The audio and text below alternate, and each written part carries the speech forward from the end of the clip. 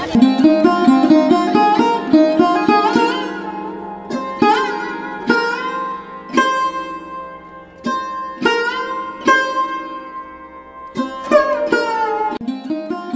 Everyone, welcome back to rainbow of life blog channel. নতুন বছরে নিয়ে চলে এলাম আরো একটি হরিদ্বারের এপিসোড। ভিডিও শুরুতেই বলে রাখি, এই ব্লগটাতে কিন্তু আজকে হরিদ্বারের বেশ কিছু ইনফরমেশন রয়েছে, তাই ভিডিওটা সম্পূর্ণ দেখুন, স্কিপ না করে।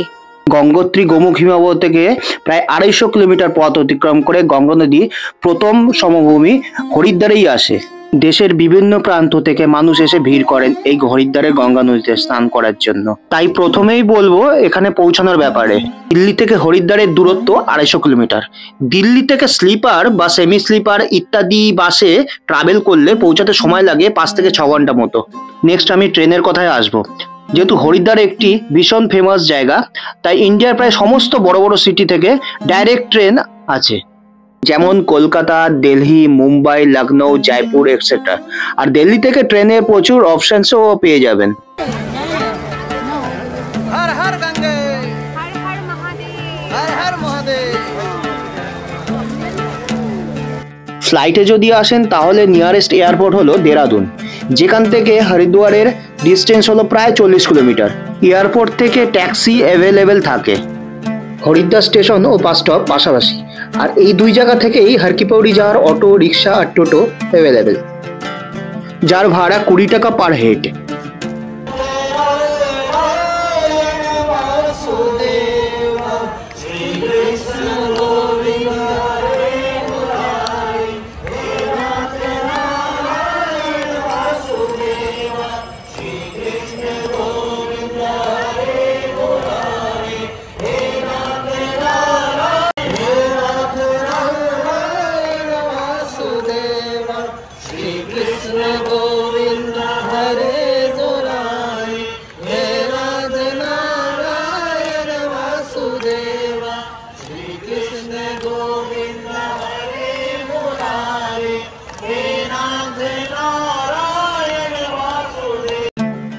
দেবভূমি উত্তরাখণ্ডে প্রবেশের স্থান হলো এই হরিদ্বার।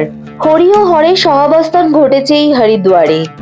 হর কি পাউড়ি ঘাটের গঙ্গা আরতি হলো এই হরিদ্বারের অন্যতম আরেকটি প্রধান আকর্ষণ। আরতি শুরুর সময় হলো সন্ধ্যে 6:30। অন্তত 5টায় গিয়ে পৌঁছলে ভালোভাবে বসার জায়গা পাওয়া যায়। আরতি যদি সামনে থেকে দেখতে চান তাহলে অবশ্যই মন্দিরের অপোজিট ঘাটে বসবেন। বিকেল ও সন্ধ্যার সন্ধিক্ষণে এত সুন্দর একটা পরিবেশ এখানে সৃষ্টি হয়, যা সামনে থেকে অনুভব না করলে বোঝা যাবে না।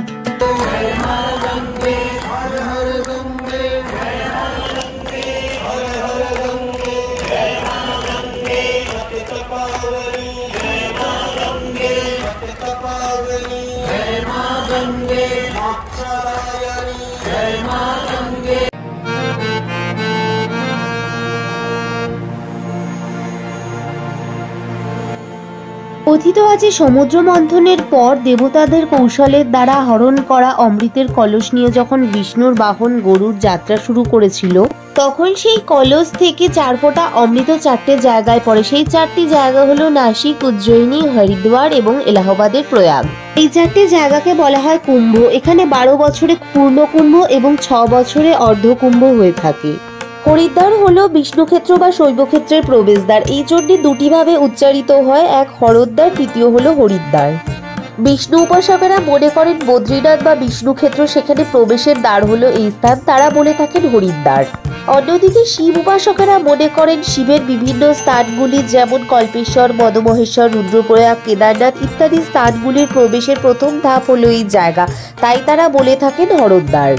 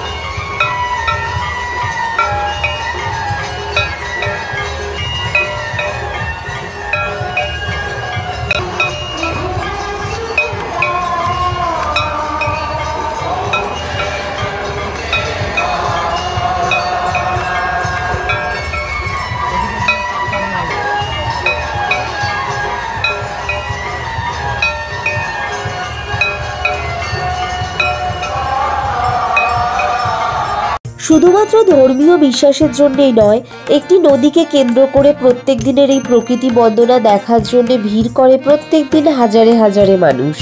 মঙ্গলদ্বীপের আলোয় মঙ্গল সুরে সুরে দেওয়া হয় দেবাঞ্জলি। ভগবানকে নিজ নিজ মনস্কামনা জানিয়ে আরতি করে সেই ধূপ প্রদীপ ভাসিয়ে দেওয়া হয় গঙ্গার জলে। গঙ্গা আরতি হয়ে যাওয়ার পরে পেয়ে যাবেন এই ধূপ প্রদীপ ফুল সহ ডালাগুলো, যার দাম নেয় ওই 20 বা 30 টাকা মতো।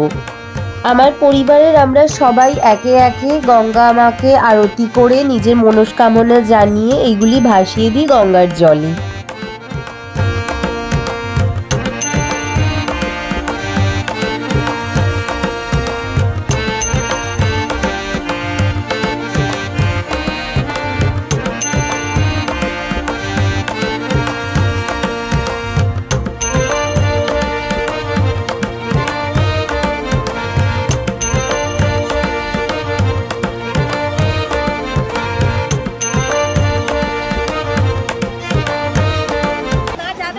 আচ্ছা আসতে বলো।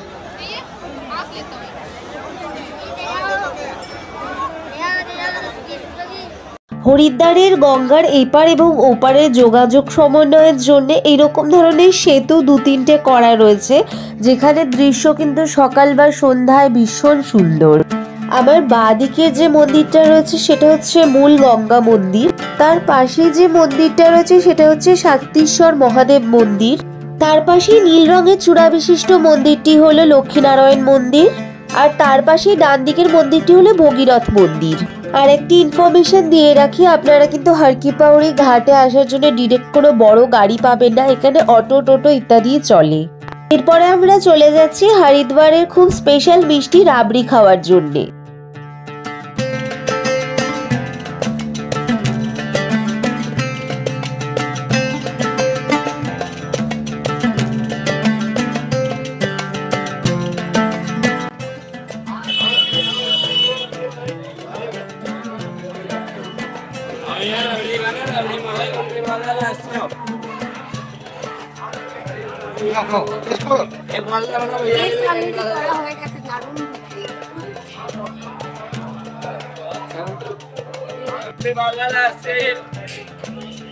কেমন?